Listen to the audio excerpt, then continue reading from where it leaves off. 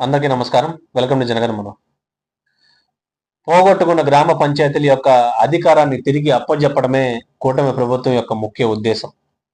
పోగొట్టుకున్న గ్రామ సర్పంచుల యొక్క అధికారాన్ని తిరిగి అప్పజెప్పడమే కూటమి ప్రభుత్వం యొక్క ముఖ్య ఉద్దేశం. ఆ దిశగా కూటమి ప్రభుత్వం అడుగులు వేస్తూ ఉంది. ఇంతకాలం ఆంధ్రప్రదేశ్లో 2019 నుంచి 2024 పీరియడ్లో ఏ విధంగా వైసీపీ ప్రభుత్వం గ్రామ పంచాయతీల యొక్క నిధుల్ని దుర్వినియోగం చేయడమే కాకుండా నిధులను కూడా పెద్ద మొత్తంలో డైవర్షన్ కూడా చేసుకుంది. ఇది అందరికీ కూడా తెలిసిన విషయమే. అయితే కూటమి ప్రభుత్వం మటుకు గ్రామ పంచాయతీల యొక్క పనితీరుని మెరుగుపరచడానికి చక్కటి నిర్ణయాలు తీసుకుంటూ ముందుకు వెళ్తూ ఉంది. అందులో భాగంగానే నిన్న పవన్ కళ్యాణ్ గారు ప్రెస్ మీట్ పెట్టి 3 నిర్ణయాల్ని ఆయన వెల్లడించారు కూడా. అందులో మొదటిది, రేపు ఆగస్టు 15 నుంచి గ్రామ పంచాయతీల్లో గ్రామ సభలు కండక్ట్ చేసి ఏ విధంగా ఉపాధి హామీ యొక్క నిధుల్ని సద్వినియోగం చేసుకోవాలి, అంటే ఏ పనులకు వాడుకుంటే బాగుంటుంది అనేది వారి అండర్స్టాండింగ్కి వచ్చి తీర్మానం చేసుకోవాల్సిందిగా ఆదేశాలు కూడా జారీ చేశారు.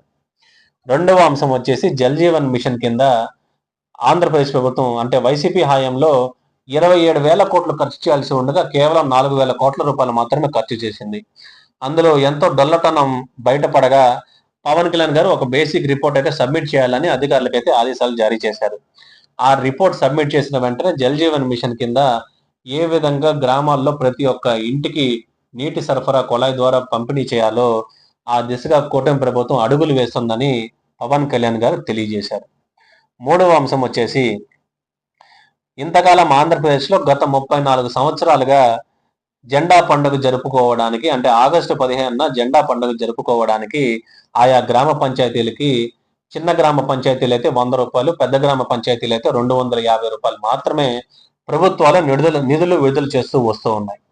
కానీ ఇక మీదట రేపు ఆగస్టు 15వ తేదీ నుంచి చిన్న గ్రామ పంచాయతీలకి 5,000 కంటే తక్కువ జనాభా ఉండే గ్రామ పంచాయతీలకి 10,000 రూపాయలు, 5,000 కంటే ఎక్కువ జనాభా ఉండే గ్రామ పంచాయతీలకి 25,000 రూపాయల నిధులు కేటాయిస్తూ ఆదేశాలు కూడా కూటమి ప్రభుత్వం జారీ చేసింది.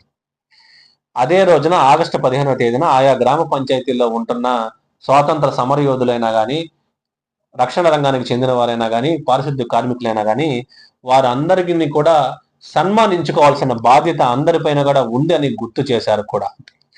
అదే విధంగా రేపు ఆగస్టు 15వ తేదీ నుంచి కూటమి ప్రభుత్వం గ్రామాల్లో నీటి సరఫరా విషయంలో అయినా కానీ, పారిశుద్ధ్యం విషయంలో అయినా కానీ, మౌలిక సదుపాయాలు కల్పించే విషయంలో అయినా కానీ మంచి నిర్ణయాలు తీసుకుంటూ ముందుకు వెళ్తుందని పవన్ కళ్యాణ్ గారు అయితే తెలియజేశారు.